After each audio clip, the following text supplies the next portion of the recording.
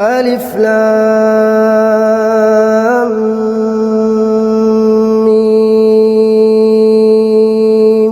ذلك الكتاب لا ريب فيه هدى للمتقين الذين يؤمنون بالغيب ويقيمون الصلاة ومما رزقناهم ينفقون